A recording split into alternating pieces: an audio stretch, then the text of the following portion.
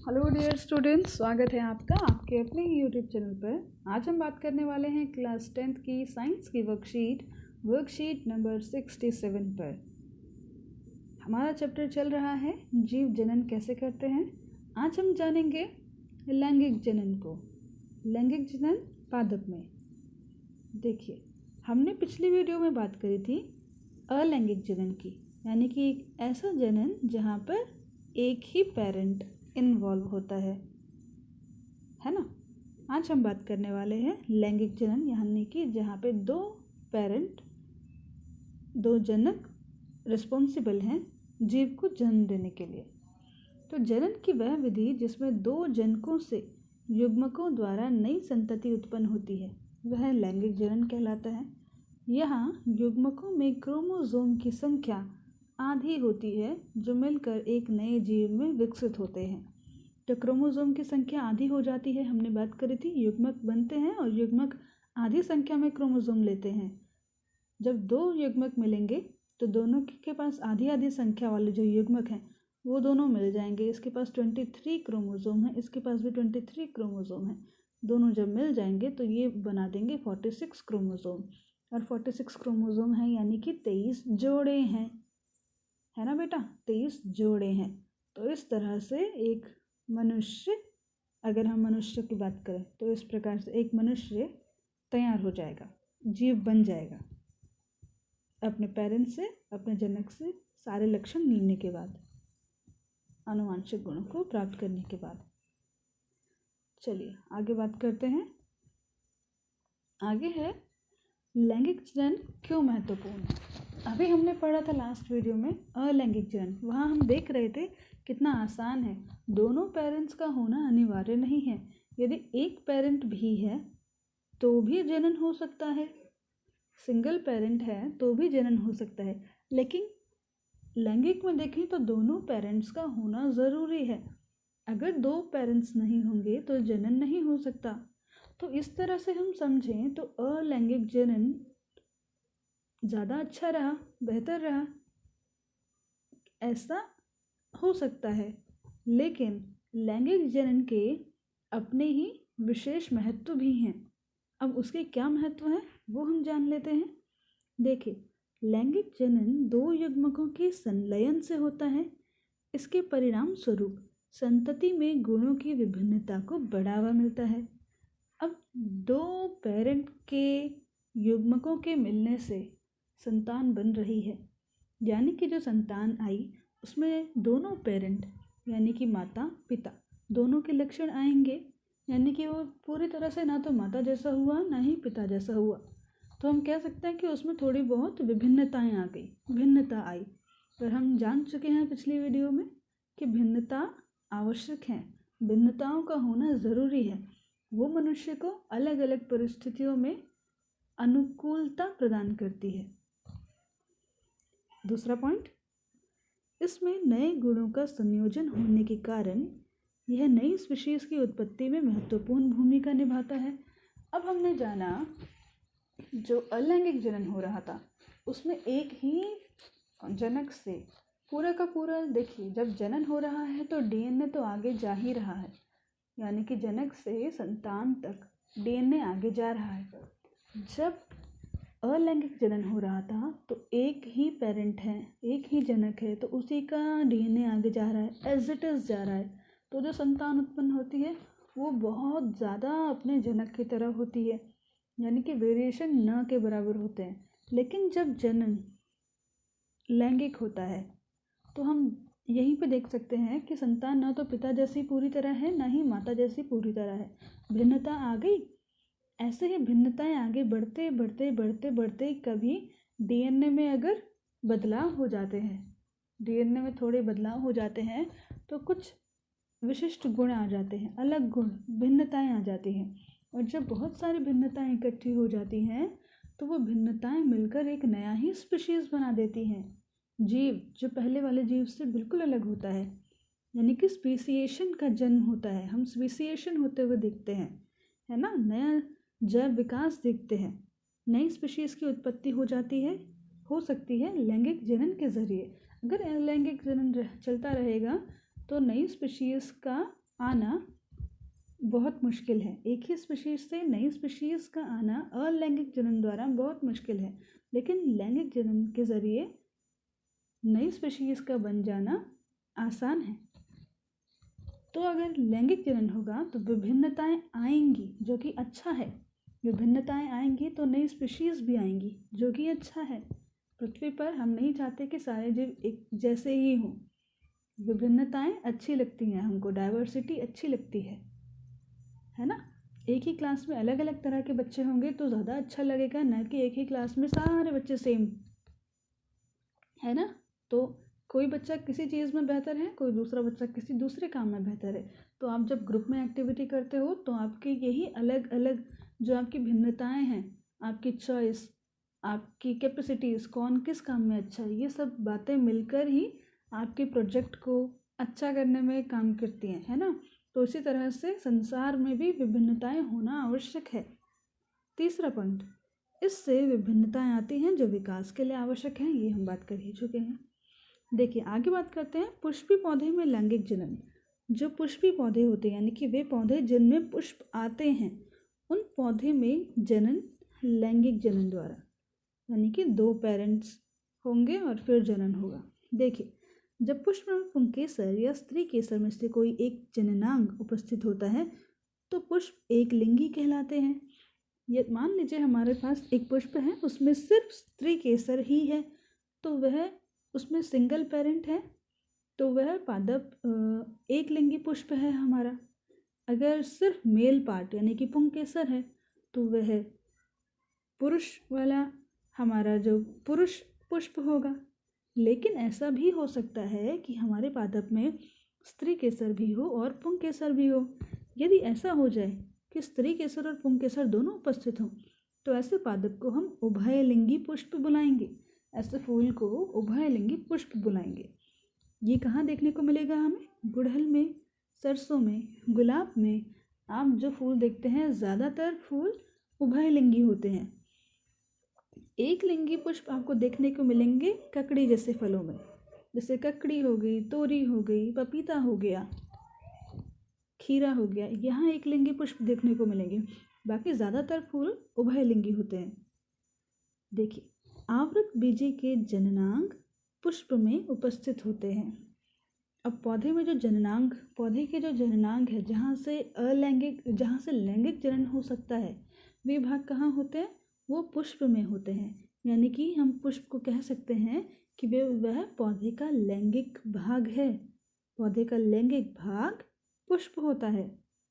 पुंकेसर नर जननांग है जो परागकण बनाते हैं। पुंकेसर में परागकण बनते हैं। ये परागकण क्या करते हैं, क्या काम होता है, ये हम आगे देखते हैं। स्त्री केसर पुष्प के केंद्र में उपस्थित होते हैं तथा यह पुष्प का मादा जननांग है। तो आपको पता है मादा जननांग स्त्री केसर है और नर जननांग पुंकेसर है। स्त्री केसर 3 भागों से बना होता है। आधार पर फूला हुआ भाग अंडाशय होता है। देखिए ये रहा अंडाशय, देखिए कुछ इस तरह से होता है। ये है हमारा स्त्री केसर। सबसे नीचे जो फूला हुआ भाग है, ये वाला भाग, ये हमारा है अंडाशय। अंडाशय इसलिए क्योंकि यहाँ पे अंडाणु रहते हैं, यहाँ अंदर अंडाणु होते हैं। दूसरा भाग मध्य में लंबा भाग, ये वाला लंबा भाग, यह कहलाता है वर्तिकाग्र या वर्तिका। ये कहलाता है वर्तिका, वर्तिका। और शीर्ष पे ये वाला स्थान चपटा सा, इसको हम बुलाते हैं वर्तिकाग्र, जो चिपचिपा होता है। इसका चिपचिपा होना ज़रूरी है। क्यों ज़रूरी है चिपचिपा होना, ये आपको आगे समझ आएगा जब मैं आपको परागण बताऊंगी। ठीक है बेटा। तो हमने देखा स्त्री केसर के 3 भाग हैं। सबसे नीचे फूला हुआ, ये भाग फूला हुआ ही होगा हमेशा। तो जो फूला हुआ भाग है वह है अंडाशय। लंबा सा जो ट्यूब जैसा भाग है वह है वर्तिका। और जो बाहर सबसे ऊपर शीर्ष पर फ्लैट चपटा चिपचिपा भाग है वह है वर्तिकाग्र। तो इन 3 भागों से मिलकर बनता है स्त्री केसर। आगे देखिए, अंडाशय में बीजांड होते हैं। अंडाशय में बीजांड होते हैं यानी कि अंडाणु होते हैं तथा प्रत्येक बीजांड में अंडकोशिका होती है। उनके अंदर अंडकोशिका अंडाणु होते हैं। परागकण द्वारा उत्पादित नर युग्मक अंडाशय की अंडकोशिका में संलयित हो जाता है। जनन कोशिकाओं के इस युग्मन या निषेचन से युग्मनज बनता है, जिसमें नए पौधे में विकसित होने की क्षमता होती है। यह आपने क्लास 8 में भी पढ़ा था। मनुष्य में जब हम जनन पढ़ रहे थे वहाँ पर भी था, युग्मनज आपने पढ़ा था, निषेचन आपने पढ़ा था। देखिए होता क्या है, हम यहाँ समझ लेते हैं। हमने बात करी कि जो नर जनन अंग है यानी कि पुंकेसर बनाता है परागकण। मान लीजिए ये डॉट्स, दूसरा कलर ले लेते हैं, मान लीजिए हम लेते हैं रेड डॉट्स। ये सारे डॉट्स ये हमारे परागकण हैं। अब परागकण इतने बड़े नहीं होते, परागकण बहुत छोटे होते हैं, हम उनको देख भी नहीं पाते। इतने छोटे होते हैं कि आप एक एक परागकण को नहीं देख सकते। जब ये बहुत सारे होते हैं तभी हम देख सकते हैं। आपने देखा होगा चाइना रोज का जो फ्लावर होता है, गुड़हल का जो फूल होता है, उसको जब आप छूते हैं तो आपके हाथ में कुछ पीला पीला सा लग जाता है। वह जो पीला पीला आपकी उंगलियों पर लगा है वह ही परागकण है। तो इतने छोटे होते हैं ये।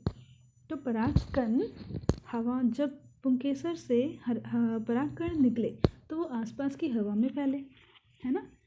ये अगर हम बात करें सीधे गुड़हल की ही बात करें तो गुड़हल में हम देखते हैं कि गुड़हल में दोनों तरह के वो होते हैं, जननांग है। स्त्री केसर भी है और पुंकेसर भी है, यानी कि एक ही फूल में दोनों चीज़ें हैं। जैसे ये वाला फूल हो गया, तो इसका ये वाला जो भाग है ये तो स्त्री केसर है, ये स्त्री केसर है।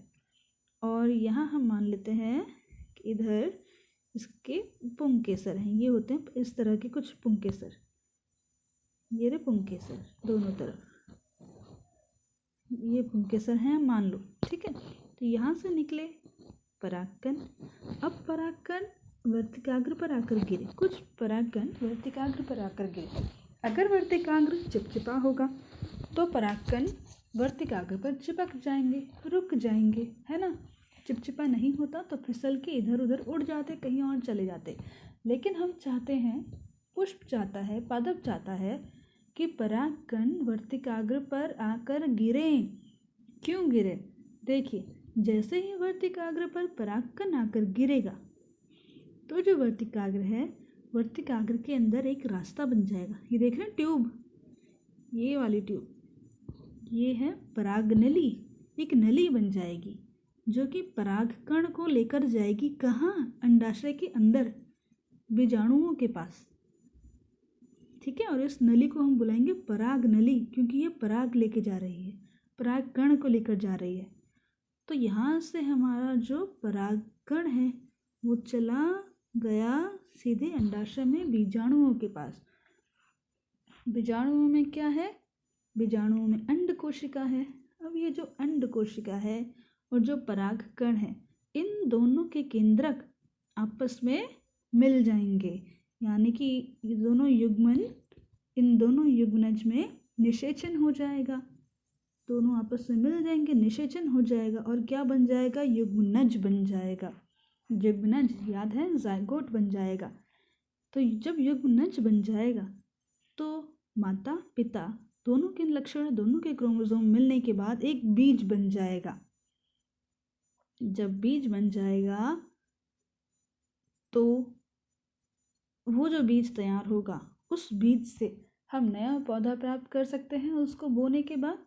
और उस बीज से जो पौधे तैयार होंगे, उस पौधे में यही वाले लक्षण होंगे गुड़हल के, जैसे उसके जनक के थे, यानी कि जिस कलर का, जिस रंग का, जैसी हाइट का, जैसी जगह रहने वाला पादप उसके माता पिता हैं, वैसे ही लक्षण उसकी संतान के पास भी होंगे, बीज से उत्पन्न हुए पौधे के पास भी होंगे, है ना। तो ये सारी प्रक्रिया कहलाई निषेचन। यहाँ पे हमने देखा निषेचन हुआ जिससे युग्मनज बना और युग्मनज से बीज बना, बीज से नया पौधा बना। अब ये जो अंदर प्रक्रिया हुई ये तो हुआ निषेचन, लेकिन जो बाहर बाहर हमने ऊपर ऊपर जो प्रक्रिया देखी, कौन सी वाली? कि कि परागकण आया और वर्तिकाग्र के ऊपर आकर गिरा। ये प्रक्रिया कहलाती है परागण। ये भी आप जानते हैं, हमने पहले पढ़ा हुआ है। यह प्रक्रिया कहलाती है परागण। क्या है परागण? पुंकेसर से परागकण का पुष्प के वर्तिकाग्र पर आकर गिरना परागण कहलाता है। आया बेटा समझ आपको? देखिए आगे बात करते हैं, यही सब लिखा हुआ है यहाँ पर भी। देखिए, परागकणों का पुंकेसर से वर्तिकाग्र तक स्थानांतरण परागण कहलाता है। यही बात मैंने भी आपको बताई। जब पुष्प में पुंकेसर से जो परागकण निकले वो परागकण पौधे के पुष्प के वर्तिकाग्र पर आकर गिरते हैं तो उसको हम बुलाते हैं परागण। उसको हम बुलाते हैं परागण। अब ये जो परागण है यह दो प्रकार का भी हो सकता है।